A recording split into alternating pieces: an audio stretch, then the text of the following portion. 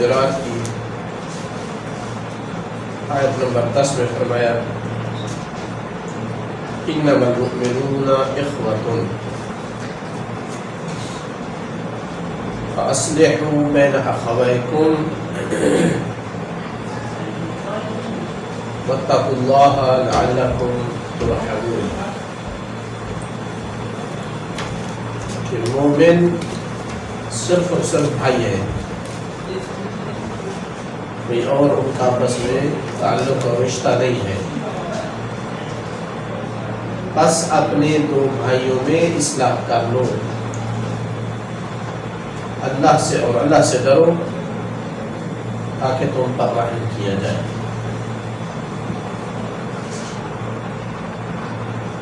المؤمنون اخوہ،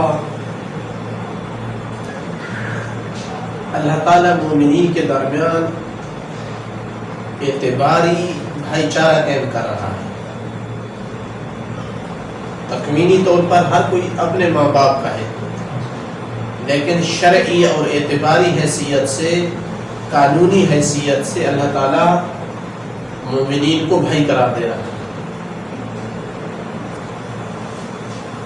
لہذا ضروری نہیں ہے کہ قانونی طور پر بھائی چارہ قرار دینا، بھائی بھائی بنا دینا ضروری نہیں ہے کہ وہ خلقت اور تکوین میں بھی بھائی بھائی ہوں، اور نہ اس کا الٹ ضروری ہے کہ اگر تکوینی اور خلقت میں بھائی بھائی ہوں تو ضروری نہیں ہے کہ شرعاً اور قانوناً بھی وہ بھائی ہوں. مثال کے طور پر بغیر عقد کے اگر ایک مرد اور عورت کے بچہ پیدا ہوتا ہے اور پھر ایک دوسرا بچہ بھی پیدا ہوتا ہے بغیر عقد کے، تو یہ تکویناً تو ایک ہی ماں باپ سے ہے، لیکن شرعاً یہ بھائی نہیں ہے، قانوناً بھائی نہیں ہے یہ. تو لہذا ملازمہ نہیں ہے ان دو میں کہ اگر خلقت اور تکوین میں بھائی ہوں تو شرعاً بھی وہ بھائی ہوں، یا خلقت اور تکوین میں بھائی نہ ہوں تو شرعاً بھی بھائی نہ ہوں. ہو سکتا ہے خلقت اور تکوین میں بھائی ہوں لیکن شرعاً نہ ہو سکتا ہے اس کا الٹ ہو. تو مومنین تکویناً یا اپنی خلقت میں بھائی نہیں ہے، لیکن شرعاً اللہ نے انہیں بھائی قرار دیا. اس بھائی ہونے کے کچھ احکام اور آثار اور حقوق ہیں یا نہیں، ایسے قرار دیا. اس کے حقوق ہیں، اسی لیے تو بھائی بنایا ہے. ان حقوق میں سے ایک حق کیا ہے کہ جب ایک گھر میں دو بھائی آپس میں لڑ پڑتے ہیں تو تیسرا جو بڑا بھائی ہے وہ دیکھتا رہتا ہے یا چھڑاتا ہے؟ چھڑاتا ہے نا، انہیں صلح کرواتا ہے. تو لہذا واجب ہے تم پر کہ جب مومنین آپس میں لڑ جائیں تو تم ان کی صلح کرو. یہ واجب ہے. کس لیے بھائی؟ چونکہ وہ آپس میں بھائی بھائی ہیں اور تمہارے بھی بھائی ہیں. اسی لیے کہا کہ فَأَصْلِحُوا بَيْنَ الْأَخْوَيْنِ نہیں کہا اخویکم تمہارے، یعنی وہ آپس میں بھی بھائی ہیں، المؤمنون اخوہ، اور تمہارے بھی بھائی ہیں، تو اپنے بھائیوں میں صلح کرواؤ. تو اسلام نے مسلمانوں کو، مومنین کو صرف ہمکار قرار نہیں دیا ہے کہ یہ ہمکار ہے کسی ایک ہی فیکٹری یا کارخانے میں یا آفس میں مل کر کام کرنے والے ہیں. دوست قرار نہیں دیا ہے، بلکہ اقرب ترین رشتہ قرار دیا ہے کہ آپس میں بھائی بھائی ہے. قرآن میں یہ نظریہ آ جانا کوئی چھوٹی چیز نہیں. تو پھر بھائی والے جو احکام ہیں وہ لاگو ہوں گے. ان میں سے ایک یہ صلح کروانا ہے، یہ صلح کروانا ہے. اور بھی کا یہ حقوق ہے. سخت ترین احکام وارد ہوئے مومنین کے آپس میں ایک دوسرے کے حقوق کے بارے میں یا جو حقوق کی تلفی کرتا ہے. تو روایات نے اس آیت کی خوب تاکید کی ہے اور مزید حقوق بیان کیے ہیں. مثلا قرآن نے یہاں تو صرف صلح والا حق بیان کیا ہے. بعض دوسری آیات میں آئے ہیں بعض احکام، لیکن روایات میں تفصیل ہے.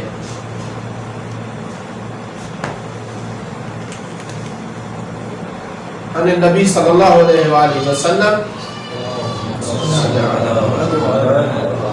المسلم اخو المسلم، بھائی ہے مسلمان لا یظلمہ ولا یخذلہ ولا یسلمہ،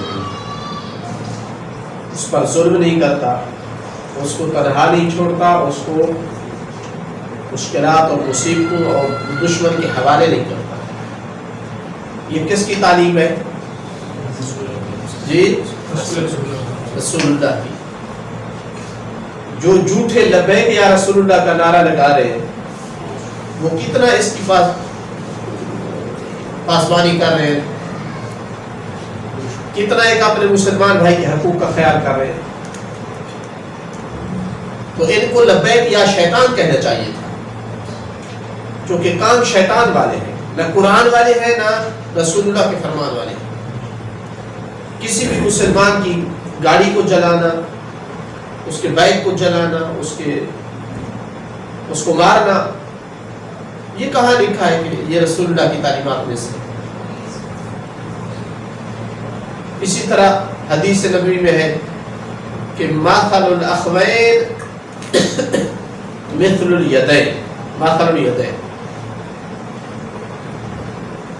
دو بھائیوں کی مثال دو ہاتھوں کی مثال ہے. کیا مطلب دو ہاتھوں کی مثال ہے؟ جی کیا مطلب؟ یعنی دو بھائی جو ہے وہ دو ہاتھوں کی طرح ہے، کیا مطلب؟ یعنی ایک ہاتھ پر مکھی مچھر بیٹھے تو دوسرا ہاتھ اڑاتا ہے. پریشان ہونے کی ضرورت نہیں ہے، خود نبی پاک نے فرما دیا تغسل احداہما الاخری، ایک ہاتھ دوسرے کو دھوتا ہے. ایک ہاتھ میلا ہے تو اس کو کون دھوتا ہے؟ دوسرا ہاتھ دھوتا ہے، صاف کرتا ہے. تو فرمایا مسلمان ایک دوسرے کے ساتھ اس طرح ہے، اس کی کوئی پریشانی ہے دوسرا اس کو ظاہر کرتا ہے، اس کی کوئی مشکل ٹینشن ہے دوسرا اس کو ظاہر کرتا ہے، اس پہ کوئی عیب ہے تو اس عیب سے صاف کرتا ہے، پاک کرتا ہے، اس کو بتاتا ہے، اس کو رہنمائی کرتا ہے.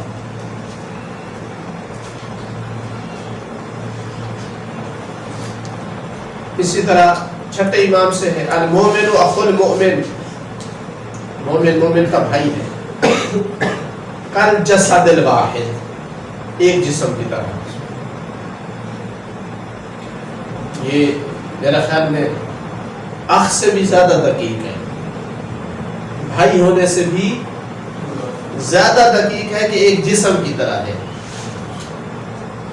اذا اشتکا شیئا منہ وجد الم ذلک فی سائر جسدہ، اگر کہیں بھی کوئی شکایت ہوتی ہے تو پورے جسم میں اس کا درد محسوس کرتا ہے. مومن اس طرح ہے. وارواحہما من روح واحد. ایک اور حدیث میں جب فرمایا کہ المومن اخ المومن، فرمایا عینہ و دلیلہ، اس کا رہنما ہے، اس کا مرشد ہے. لا یخونہ ولا یظلمہ ولا یغشہ ولا یعدہ عدۃ فیخلفہ، نہ خیانت کرتا ہے، نہ ظلم کرتا ہے، نہ غش کرتا ہے، نہ وعدہ دے کر اس کی مخالفت کرتا ہے. تو روایات تاکید کر رہی ہے اس معنی کی کہ مومنون آپس میں بھائی ہیں. ایک حدیث میں، حدیثیں بہت ساری ہیں حقوق کے بارے میں کہ مومن کا مومن پہ 7 حق ہیں، کہیں 10 حق ہیں، کہیں کچھ. ایک حدیث ہے جس میں 30 حق ہیں. مومن کے مومن پر 30 حق ہیں. ہم سے کوئی پوچھے تو شاید 2-4 مشکل سے بیان کر سکیں.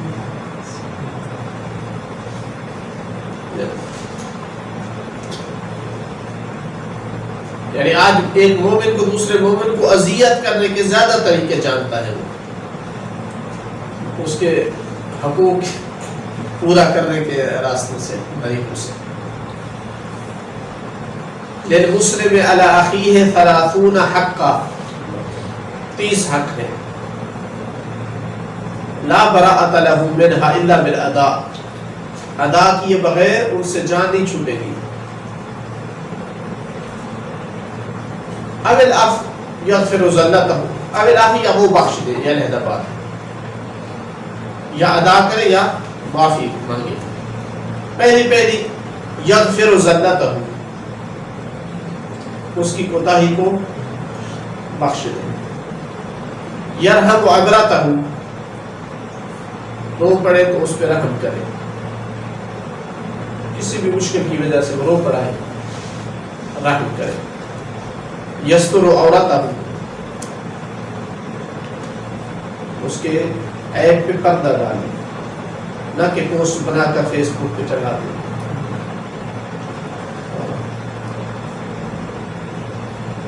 آج کل کیا کرتے ہیں، اور سیو کر لیتے ہیں، کس موقع پہ کام دے گی. اس کو بتاؤں گا،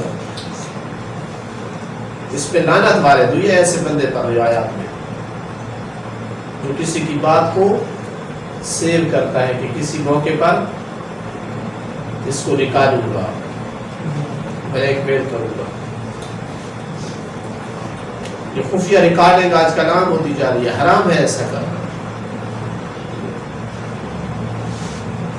یستر عورتہ ویقیل اثرتہ، اگر کوئی زیادتی کی اور معافی مانگ رہا ہے تو معاف کر دو. ویقبل معذرتہ، تقریباً ملتا جلتا ہے، اس کی معذرت قبول کرے. وَيَرُدُّ غیبتہ، اس کی غیبت کو رد کرے. شاید مراد یہ ہے کہ غیبت میں اگر کوئی اس کے بارے میں بری بات کر رہا ہے تو اس کا دفاع کرے. وَيُدِيمُ نَصِيحَتَهُ، ہمیشہ اسے نصیحت کرے. وَيَحْفِظُ خَلَّتَهُ، اس کی دوستی کی حفاظت کرے. وَيَرْعَ ذِمَّتَهُ، اس کے ذمہ کی رعایت کرے. یعود مرضہ، مریض ہو گیا ہے تو اس کی عیادت کرے، بھول نہ جائے. یشہد میتہ، مر جائے تو جنازے میں شریک ہو. یجیب دعوتہ، آج کل افطار کے دن ہے، دعوت کرے تو لبیک کہے.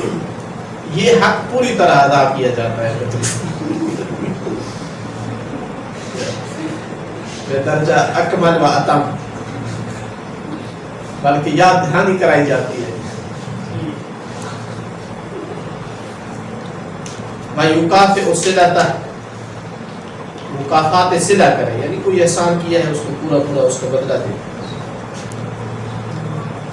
یقبل ہدیتہ، ہدیہ دیا ہے تو قبول کرے.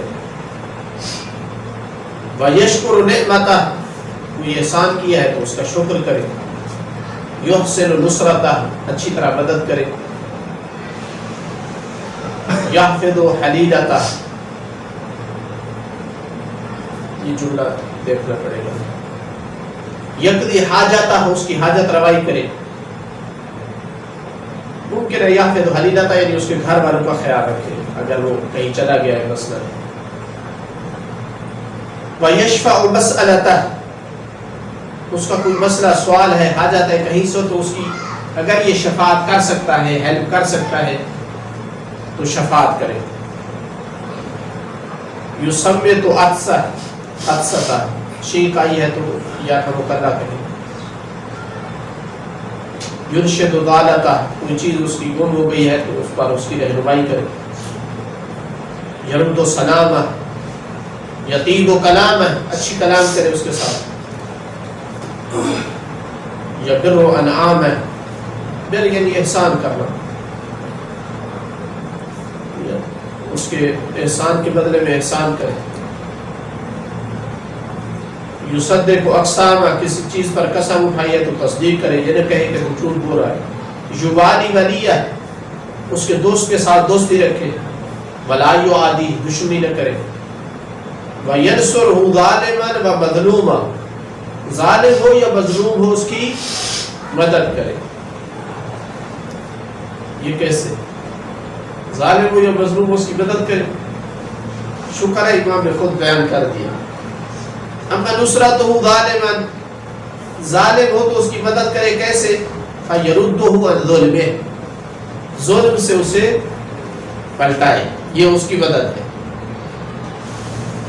واما نصرتہ مظلوما، اور اگر وہ مظلوم ہے تو اس کی مدد کیسے کرے؟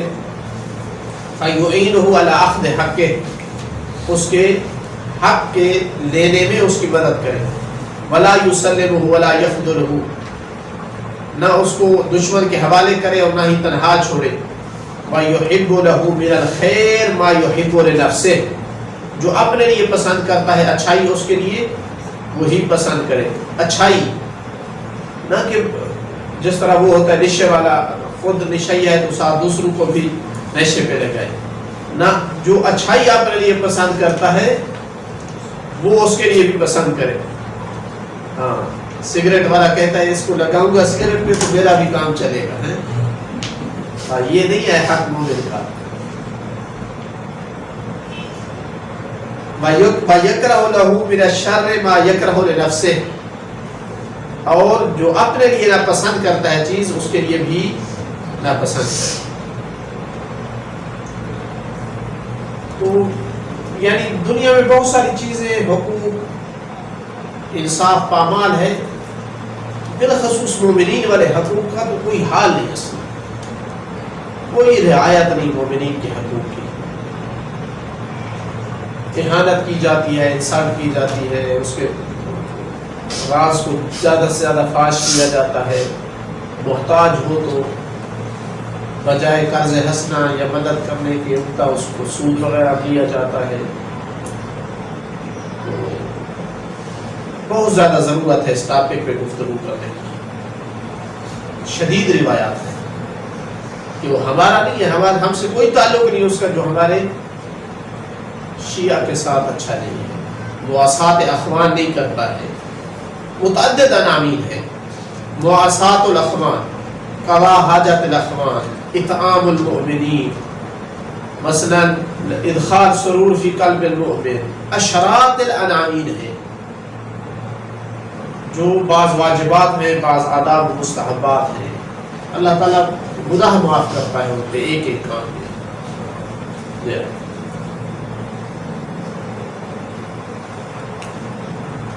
تو اللہ نے مومنین کو آپس میں بھائی قرار دیا، لہٰذا اگر وہ لڑ جائے تو تیسرے بھائی کا فریضہ ہے کہ ان میں صلح کروائے، تماشائی بن کر نہ بیٹھے۔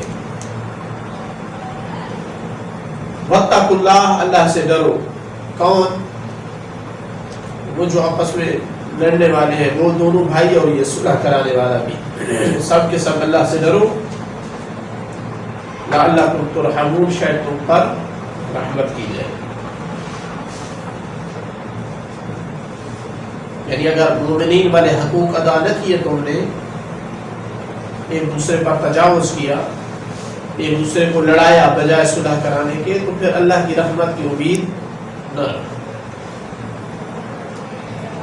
اور آج ہم مسلمان عمومی طور پر جو پیچھے جا رہے ہیں اس کا ایک مین سبب یہ ہے، انہوں نے اتنا اتحاد کر لیا ہے کہ کوئی ویزا وغیرہ نہیں ہے ان کا آپس میں ممالک میں، اور ہماری کتنی طاقتیں آپس میں ایک دوسرے کی مخالفت میں ظاہر ہو رہی ہے، ایک دوسرے کے بندے ہم مار رہے ہیں، کتنی سازشیں مسلمان ایک دوسرے کے خلاف کر رہے ہیں۔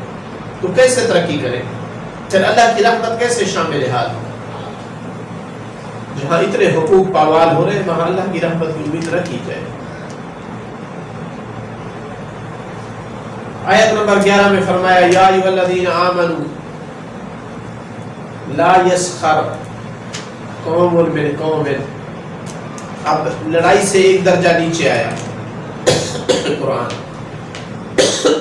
لڑائی نہیں کرنی، کوئی کرے تو صلح کروانی ہے، ہر صورت میں رہن سہن کا انداز ایسا نہ ہو جو لڑائی تک لے جائے. تمہارا سوسائٹی میں ایک دوسرے کے ساتھ تعامل ایسا ہو کہ لڑائی تک نوبت نہ پہنچے.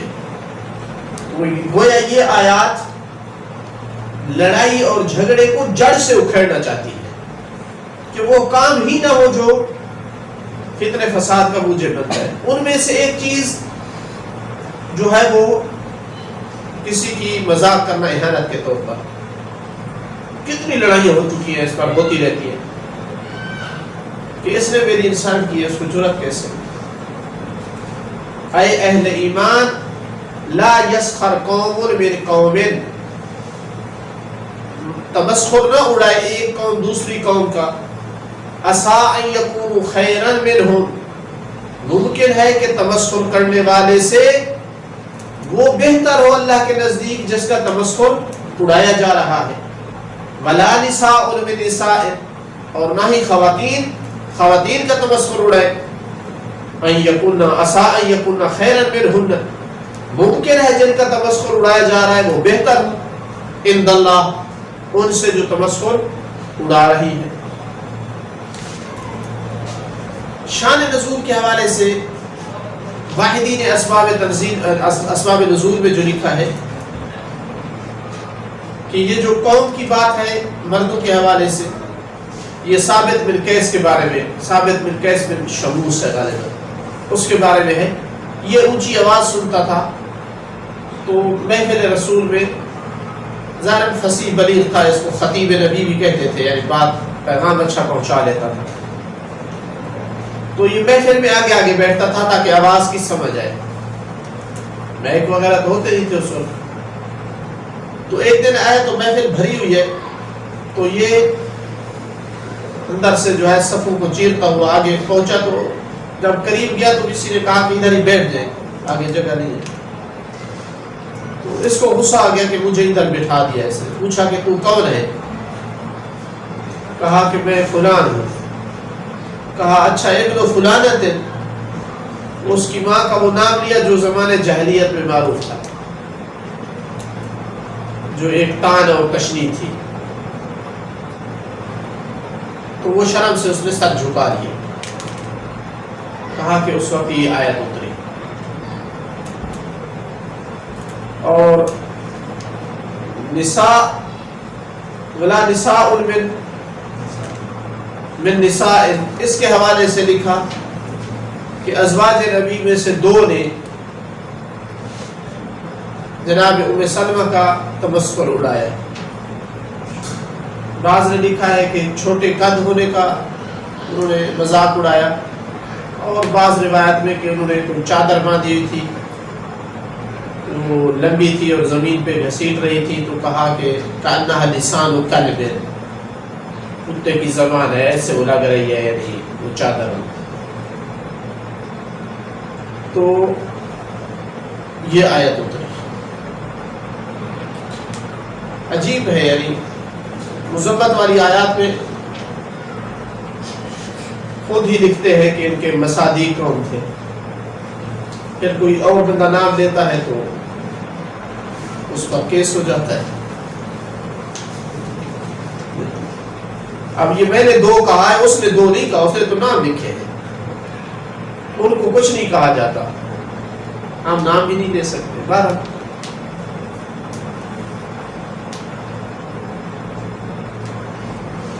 جو بھی ہو اس کا مصداق بالنتیجہ آیت یہ پیغام دے رہی ہے کہ جو ہے وہ تمسخر اڑانا جائز نہیں ہے، چونکہ یہ عام مذاق نہیں. تمسخر وہ مذاق ہے جس میں احتقار ہوتا ہے، جس میں استدلال ہوتا ہے، پرلے بندے کو ذلیل سمجھ کر، حقیر سمجھ کر مذاق اڑانا، جس میں اہانت کا پہلو ہوتا ہے. جس طرح کہ قیامت کے دن مومنین کہیں گے اِنَّ نَسْخَرَ مِنْكُمْ كَمَا تَسْخَرُونَ، جس طرح تم دنیا میں مسخرہ اڑاتے تھے آج ہم مسخرہ اڑاتے ہیں تمہارا. بعض روایات میں شان نزول میں جناب صفیہ بنت حیی بن اخطب، یہ حیی بن اخطب یہودی تھا، اس کی بیٹی تھی، جنگ خیبر جب فتح ہوئی تو رسول اللہ نے اس سے عقد کیا تھا. یہ لفظ حیی بن اخطب ہے، عام طور پر ہم پڑھتے ہیں صفیہ بن حیی بن اخطب. تو اس نے کہا کہ مجھے عورتیں کہہ رہی ہیں، ظاہر یہاں بھی وہی تھی جو ام سلمہ سے مذاق کرنے والی تھی، وہ مجھے کہتی ہے یہودیہ بنت یہودی. تو اللہ کے رسول نے فرمایا کہ یا صفیہ تم کیوں نہیں ان سے کہتی کہ انا بنت ہارون و امی موسیٰ بن عمران و زوجی محمد رسول اللہ. کیوں نہیں اس طرح سے جواب دیتی ہے؟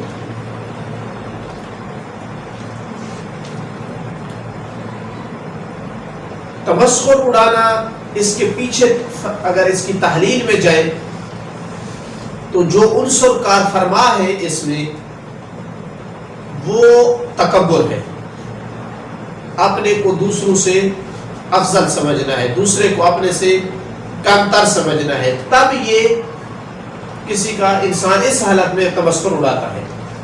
اگر کسی کو اپنے سے افضل سمجھتا ہے، اپنے جیسا سمجھتا ہے، کبھی اس کا تمسخر نہیں اڑائے گا. تو یہ نفس کی خباثت ہے جو اس انداز میں ظاہر ہوتی ہے کہ وہ دوسرے مومن کا تمسخر اڑاتا ہے. اچھا، ایک دفعہ کہا کہ لا یسخر قوم من قوم، اور پھر کہا کہ لا نساء من نساء. یہاں پر بعض اہل لغت نے لکھا ہے کہ قوم اصل میں صرف مردوں کے لیے ہے. کہیں پہ غلبۃ مراد دیا جاتا ہے خواتین بھی، لیکن جو اصل میں یہ لفظ ہے یہ صرف مردوں کے ساتھ خاص ہے، کیونکہ مہم ترین امور جو ہے وہ مرد انجام دیتے ہیں خواتین کے بغیر، تو ان کے لیے لفظ قوم کا استعمال ہوا.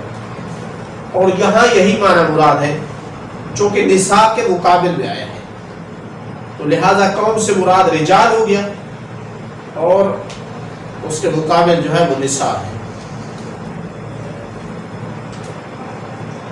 تو مومن جب ایک دوسرے کے بھائی ہیں گزشتہ آیت میں، تو بھائی ہونے میں پھر کوئی فرق نہیں کہ کوئی کون سی زبان بولتا ہے، اس کا رنگ کیا ہے، مالی حیثیت وہ غریب ہے یا امیر ہے، علاقے کس کا رہنے والا ہے.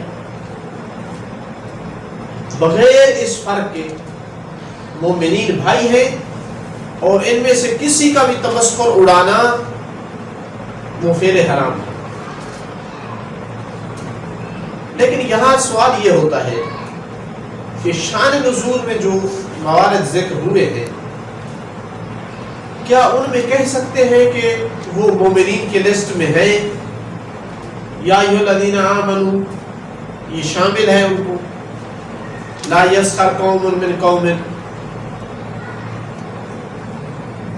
شان نزول میں جو موارد ہوئے ہیں ذکر، اس کا جواب یہی سوال کیا گیا امام صادق علیہ السلام سے. امام علیہ السلام نے فرمایا کہ یا ایھا الذین آمنوا ہر اس کو شامل ہے جو ظاہر میں شہادتین کا اقرار کرتا ہے، چاہے وہ منافق ہے اور چاہے وہ ضال اور گمراہ ہے، لیکن مسلمان ہے تو یا ایھا الذین آمنوا شامل ہے. تو لہٰذا کل بھی جو ہم نے اعتراض کیا ہے کہ شان نزول میں جو روایات وارد ہوئی ہے ان پر مومنین کا اطلاق کیسے ہو، تو مومن کا اطلاق بمعنی خاص بھی ہے اور بمعنی عام بھی ہے. ہر کلمہ گو بمعنی العام مومن ہے، لیکن مومن خاص وہ ہے جو اہل بیت کی ولایت رکھتا ہے اور ان کی اتباع کرتا ہے. اس پر سب سے بڑا شاہد کون ہے؟ یا ایھا الذین آمنوا آمنوا.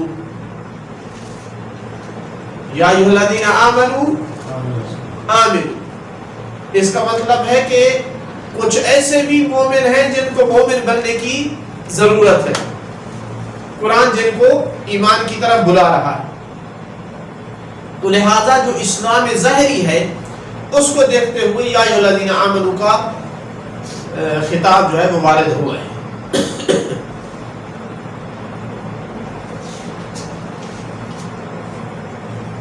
عسیٰ ان یکون خیرا منہم، اے اہل ایمان تمسخر نہ اڑاؤ ایک قوم دوسرے قوم کا، ممکن ہے کہ جن کا تمسخر اڑایا جا رہا ہے وہ بہتر ہو اس سے جو یہ فعل حرام انجام دے رہا ہے۔ یہ حکمت کی طرف اشارہ ہے کہ تمہیں کیا پتا دوسرا بندہ کیسا ہے، تو دیکھ رہا ہے نا کہ تو اس سے کم ہے، لیکن غیر ممکن ہے اللہ کی نگاہ میں تو اس سے افضل ہو، تو پھر تو نے اپنے سے افضل کا مذاق اڑا دیا، تو زیادہ حق رکھتا تھا کہ تیرا مذاق اڑایا جاتا۔ اچھا اگر یہاں یقین ہو جائے کہ نہیں پرلا بندہ افضل نہیں ہے مجھ سے، یقین ہو جائے، وہاں تمسخر اڑا سکتے ہیں۔ قرآن نے تو اس کے ساتھ خاص کیا ہے کہ شاید وہ تم سے بہتر ہو، اب شاید والی جگہ نہ ہو، مجھے یقین ہے مجھ سے بہتر نہیں، پھر کیسے ثابت کریں کہ یہاں بھی تمسخر جائز نہیں ہے؟ دیکھیں ایک ہوتی ہے علت اور ایک ہوتی ہے حکمت۔ علت جو ہے وہ اس کے بارے میں کہا گیا کہ العلت تعمم وتخصص، دور مدار العلت۔ حکمت میں ایسا نہیں ہوتا،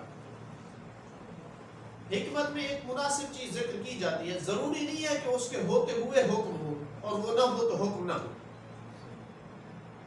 جیسے مثال دوں ایک، قرآن نے کیا کہا کہ تم اپنی ربائب کے ساتھ نکاح نہیں کر سکتے ہو جو تمہاری گود میں ہے۔ ربیبہ اس لڑکی کو کہا جاتا ہے جو کسی کی بیوی کے ساتھ پہلے شوہر سے آئی ہے، خاتون شوہردار تھی، پہلے فوت ہو گیا، طلاق ہو گئی، اس کی بیٹی ہے، اب جو دوسرا مرد ہے جس نے اس سے شادی کی ہے اس کی نسبت یہ لڑکی ربیبہ ہے، تو قرآن نے کہا ہے کہ یہ تمہارے اوپر حرام ہے ربیبہ جن کو تم نے اپنی گودوں میں پالا ہے۔ اچھا اب اگر یہ لڑکی اپنی ماں کے ساتھ آ گئی تو پھر تو دوسرے شوہر نے پالا ہے اپنی گود میں، لیکن اگر نہ پہلے شوہر کے پاس رہی تو پھر دوسرے شوہر کے لیے حلال ہے یا حرام ہے؟ جی پھر بھی حرام ہے، چونکہ پھر بھی بیوی کی بیٹی ہے نا، گود میں پالے یا نہ پالے وہ بیوی کی بیٹی ہے۔ تو یہ جو قرآن نے ذکر کیا ہے جنہیں تم گود میں پالتے ہو، یہ علت نہیں تھا حرمت کا، یہ حکمت تھی کہ گویا ایسے ہے جیسے تم اپنی بیٹیوں کو پالتے ہو، یہ بھی اسی طرح ہے، چاہے کوئی نہ بھی پالے تو حرمت والا حکم باقی رہے گا، چونکہ اصل حرمت کی یہ ہے کہ وہ بیوی کی بیٹی ہے۔ تو یہاں بھی اصل تمسخر اڑانا حرام اس لیے ہے کہ وہ مومن ہے اور تمہارا بھائی ہے، اس کے حقوق ہیں۔ یہ صرف حکمت کے طور پر ذکر کیا ہے کہ تجھے کیا پتا، ہو سکتا ہے تو اس سے بہتر، بلکہ ممکن ہے کہا جائے کہ یہ یقین کرنا مشکل ہے کہ میں اس سے بہتر ہوں، اس لیے کہ ہو سکتا ہے اسی تمسخر کی وجہ سے وہ تو اس سے بہتر ہو جائے۔ تمہارا تکبر کے انداز میں یہ تمسخر اڑانا اللہ کو اتنا پسند ہو کہ وہ گناہگار آدمی تو اس سے بہتر ہو جائے۔ تو اصل یہ فرض کرنا کہ یقین ہو جائے کہ میں اس سے بہتر ہوں، یہ ممکن نہیں ہے۔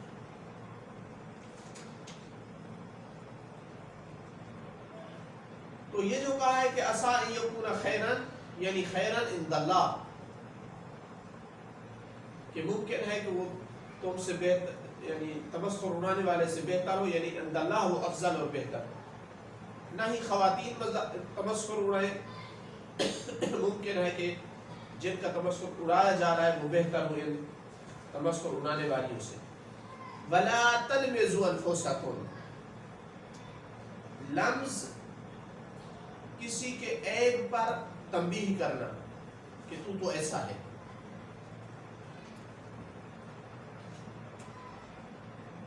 مثال کے طور پر کہ اسے کہے کہ تو وہی نہیں کہ جس نے زنا کیا تھا.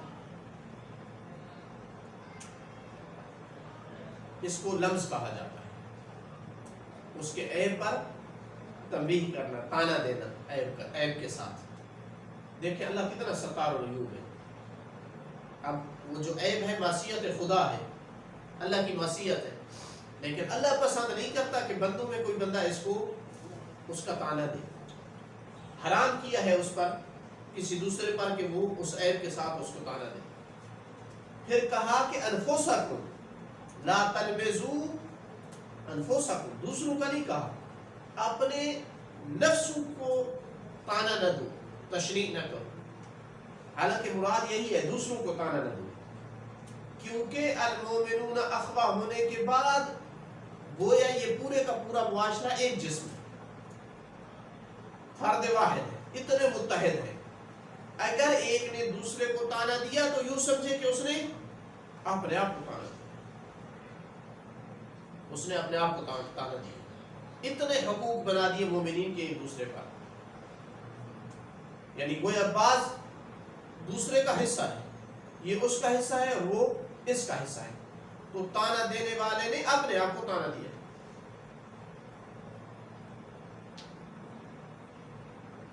وَلَا تَنَابَزُوا بِالْأَلْقَابِ، نبز اللقب السیء، برے لقب کو نبز کہا جاتا ہے. تو تنابز بالالقاب یعنی برے القاب سے نہ پکارو. لا تنابزوا بالالقاب، جیسے کہ کوئی کہے یا فاسق یا حمار مثلا، یا زانی یا خبیث، برے القاب سے نہ پکارے.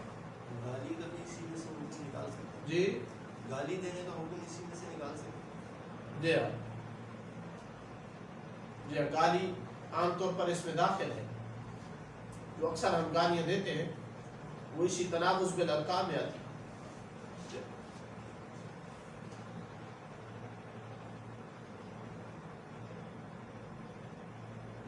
بئس الاسم الفسوق بعد الایمان،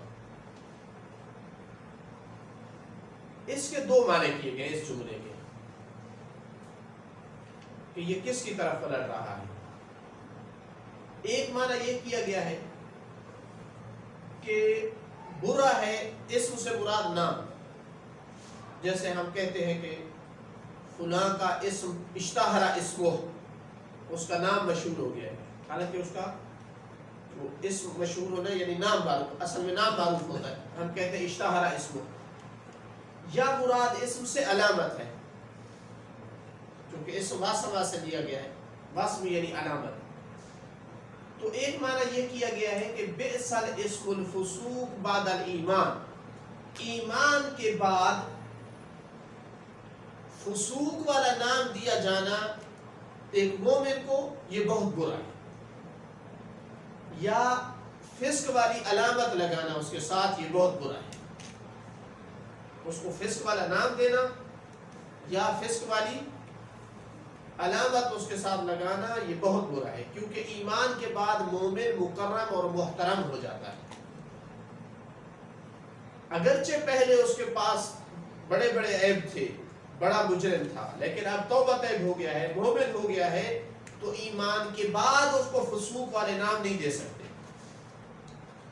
اگر وہ پہلے زانی تھا مثلا، چور تھا، اب توبہ کرنے کے بعد مومن بن جانے کے بعد اس کو نہیں کہہ سکتے وہ سارے،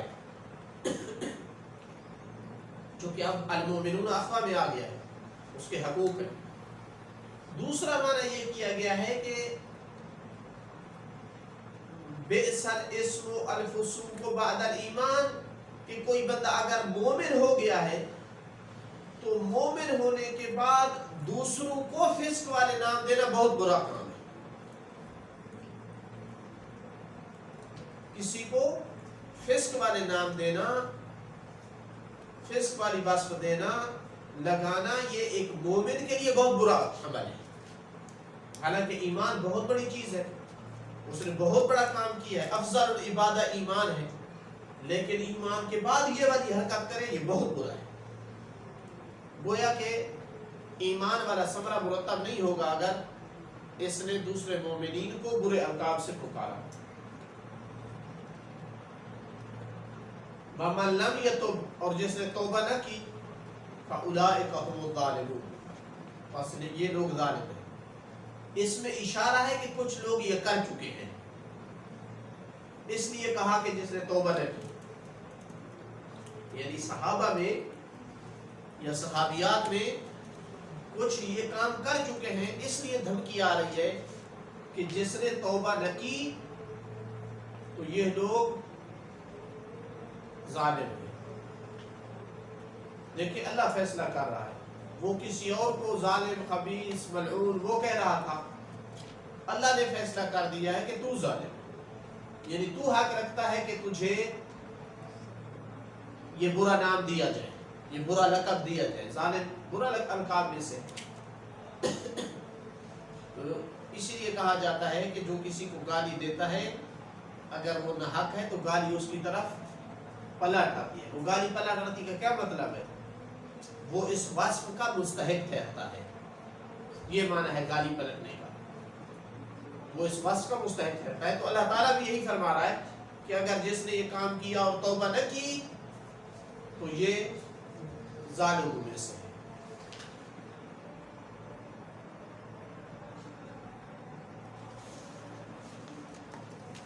ہر دور میں یہ تانا دینا اور گالی دینا، برے لقب دینا